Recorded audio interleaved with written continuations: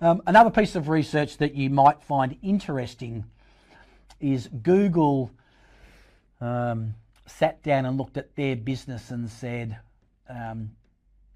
who are the best teams and why are they the best? So they spent time studying, okay?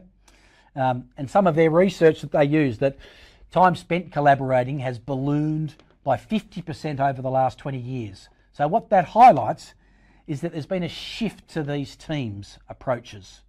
These self-managed teams has been happening globally significantly.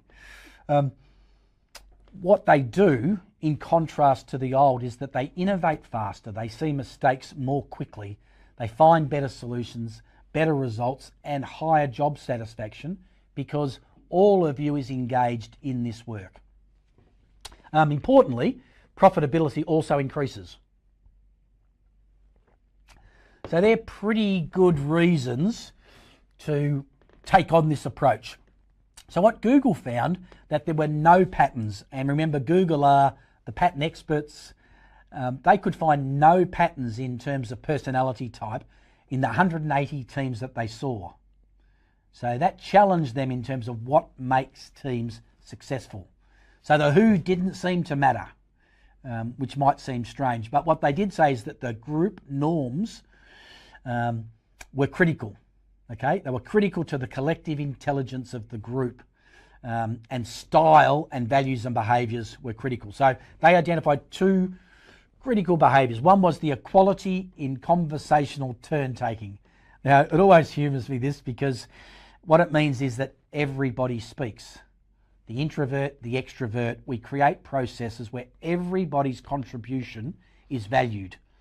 Just because I've got the role of general manager, it doesn't mean I know everything, okay? So that's the change. And so I've got their expert steps in. If you think about the circle of fruit, it's the same picture. We want to create an openness in the middle so the expert can step in and then step out. So it's a far more dynamic workplace than the one that exists that says the people of rank know all the answers.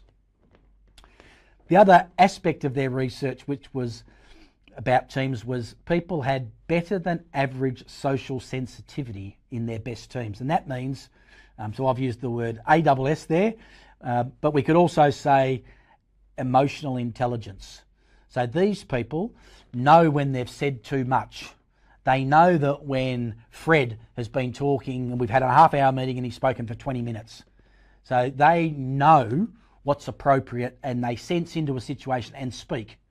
So the team starts to take responsibility for themselves. So the two things that Google identified was those two aspects create psychological safety, and in psychological safety, people can be their best. So think about how your meetings are. Think about whether the emotional intelligence, not just the IQ, so IQ is thinking, let's think about EQ as the feeling, and the acting is how well we take our thinking through our emotions and do the action that's aligned with the thinking, moderated by our feelings. That's where EQ becomes far more important than IQ.